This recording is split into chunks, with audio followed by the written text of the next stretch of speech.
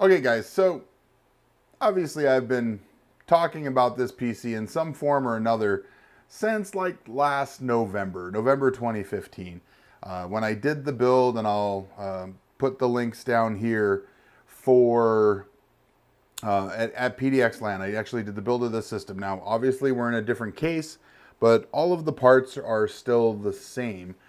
Now, I'm just going to get this out of the way up front. Would I recommend you do this? No. I tried something just to see if it would work. And in hindsight, and hopefully sharing with you guys, you'll learn something about why I wouldn't again. So the first thing I think that I would not ever do again is buy an X99 ITX motherboard. It's just kind of silly. I mean, there's only one. It's got a different layout. So standard cooler brackets, the thing that holds on like the pump for this H110i, don't work right. You have to use their bracket. And unfortunately, with the H100i GT, which I've actually never done a review of, but I've been using for quite a while now, and it's actually pretty awesome. With the H100i GT, Corsair changed the pump block, and where the bracket sits is like a centimeter or two lower than it used to be. So the bracket that ASRock nicely included so that you could put an aftermarket cooler on this board is the wrong size. And some of you will remember there were some Instagram photos of cardboard that I was using. And finally what I did was I actually just put it in some vice grips and bent a V.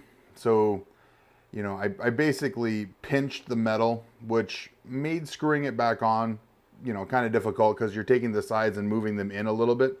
But that did allow me to get good pressure on the block so that it actually made full contact with the CPU, because I was getting really weird like blue screens and just like very strange, I just feel like the PC's not running right. And then, like, sure enough, every time I would feel that way, I would go look and it would be thermal throttling, and then I'd have to go dink around with the bracket.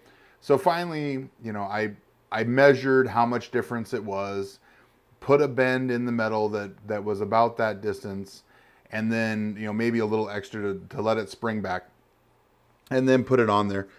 So that's the first thing I would say. I would say if you're building an ITX system, the new i7s are totally fast enough that there's absolutely no reason to do this. I just did it to try.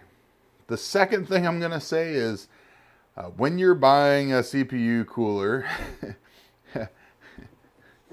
only buy this one if you have a lot of space. So the thing that I didn't realize about, I've had H100s, I've had H100Is, I've had H100 GTs.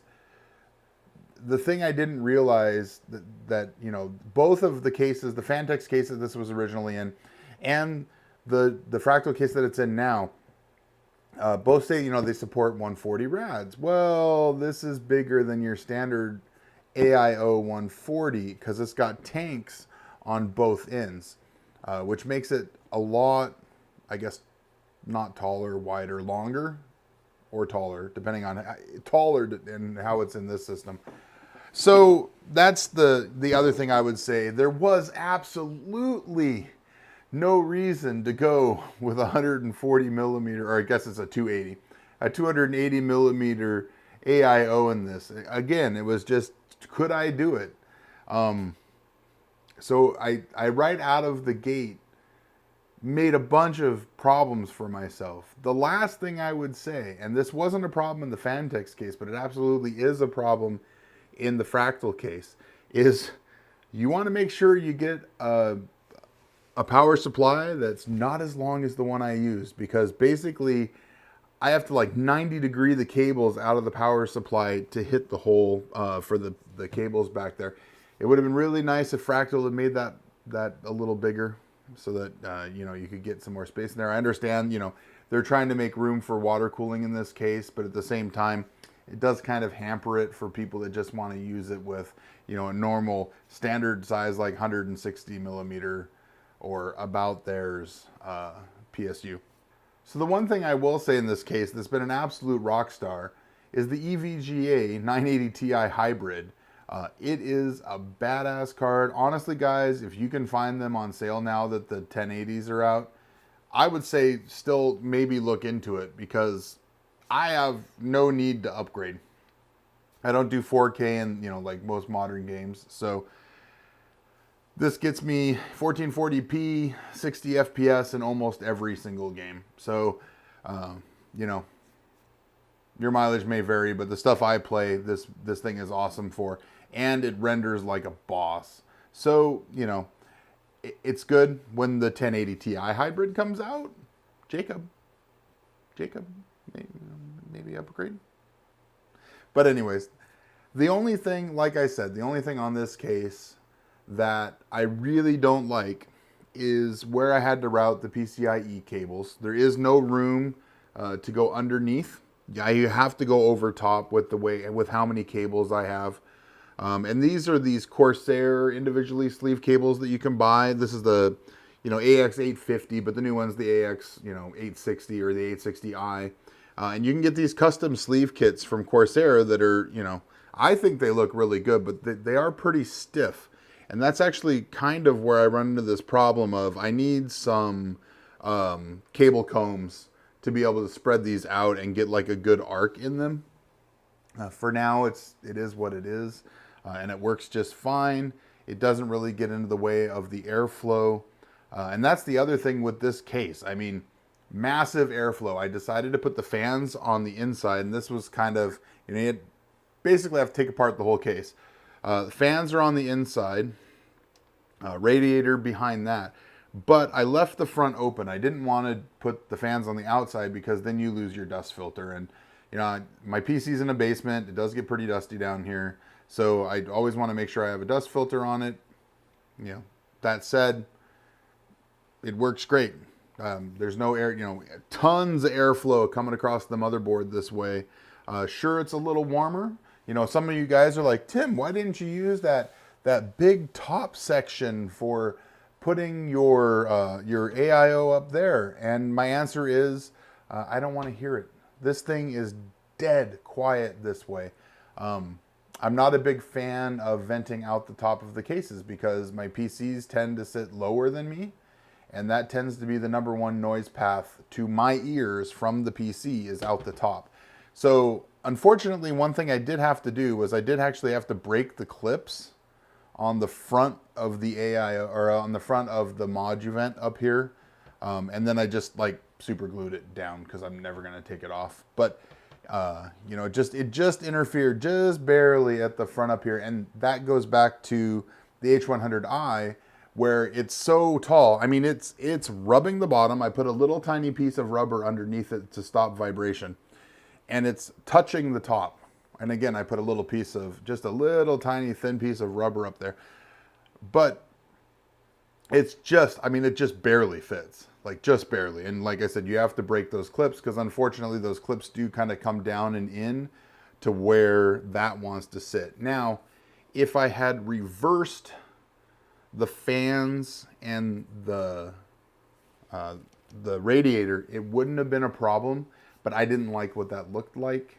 And I also felt like there might have been a chance, you know, you could have started hitting some cables and stuff with the fans. So these are all the 140 millimeter fractal silent R2 fans. They're doing a great job. I even replaced the one on the EVGA one, which actually the EVGA one is very, very good. I used it for quite a while.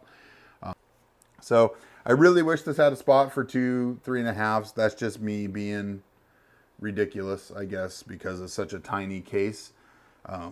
I feel like if they had kind of rearranged things a little bit, they might have been able to fit it in, but it would have been really, really, really cramped.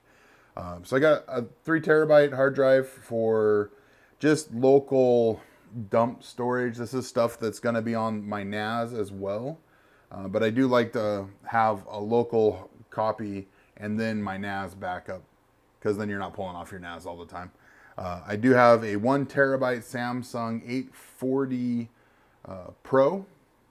Wait, Evo. There we go. 1 terabyte 840 Evo. And a 512 gigabyte 850 Pro. And then, of course, the last storage on this PC, which is a little hard to see, but I'll try to get you guys a shot, is the Samsung 950 NVMe badass little PCI M2 thingamajigger. A couple things I didn't go over real quick. It is the 5820, so the baby of the X99 Haswell E processors. The reason why is 8 core, don't need it. Why waste $1,000? And I don't need 40 PCIe lanes because there's only one PCIe slot. So I just need enough to cover the M.2 slot and the video card, which the 28 lanes in the 5820 are totally acceptable. RAM is Corsair, 16 gigs of Corsair RAM on 2 sticks, of course, because this is a only 2 DIMM motherboard. And other than that, if you want to know any more specific parts I used or their modern equivalent, check down in the description. I put links to everything, like the power supply. This is just one I had, so I put a link to the 860i, which is what I would have bought in place of this today.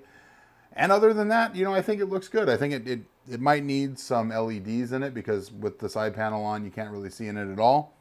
But other than that, other than maybe upgrading to the 1080 Ti at some point down the road, I love this system. I mean, I've been using it pretty much non-stop as my main PC, even though I built it as my LAN rig. And the reason is it's got so much storage and it's such a little beefcake that I have my water-cooled big PC that I've, started rebuilding, but I don't know. It's like, this works so well that it's really kind of a moot point until I need to go to something with like multi-GPUs, which will be coming. Spoiler alert. But until then, this is Tim for Timmy Tech TV. Guys, thanks for watching. As always, social media at Timmy Tech TV. Pretty much everywhere, Instagram, Facebook, Twitter, especially Twitter. I'm super active on Twitter all the time, maybe too much. But also, if you want to support the channel, you can go to our Amazon affiliate link. It's down in the description, along, like I said, with all of the parts from this build. And that'll do it. Thanks for watching. I love you guys. Thanks for supporting the channel. It's been a long time. We're getting back to it. Sorry for the long absence of actual tech-related hardware.